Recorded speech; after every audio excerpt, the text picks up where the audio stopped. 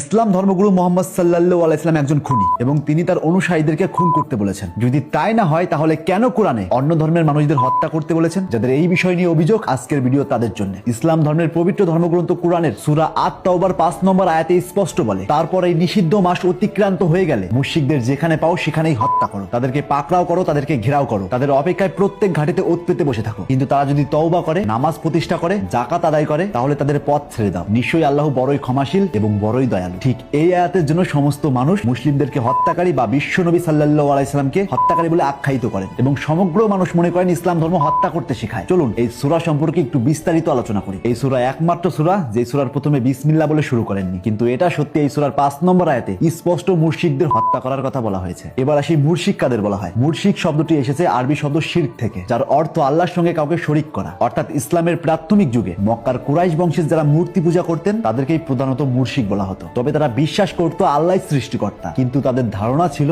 বিভিন্ন দেবদেবী বা মূর্তির মাধ্যমে আল্লাহর কাছে পৌঁছাতে হবে। তাই তারা কাবার ভিতরে এবং আশেপাশে মোট 360টি মূর্তি স্থাপন করেন। এবার আসি, সত্যি কি কোরআন সমস্ত অমুসলিমকে হত্যা করতে বলেছেন, নাকি এর মধ্যে লুকিয়ে আছে অন্য ঘটনা? সূরা আত-তাওবা নাযিল হয় হিজরির 9ম বছরে। তখন আরব উপদ্বীপে মুসলিমদের সঙ্গে কিছু নির্দিষ্ট মুশরিক গোত্রের সঙ্গে চুক্তি হয়, টানা 10 বছর কোনো যুদ্ধ করা যাবে না, দুই পক্ষের বিরুদ্ধেই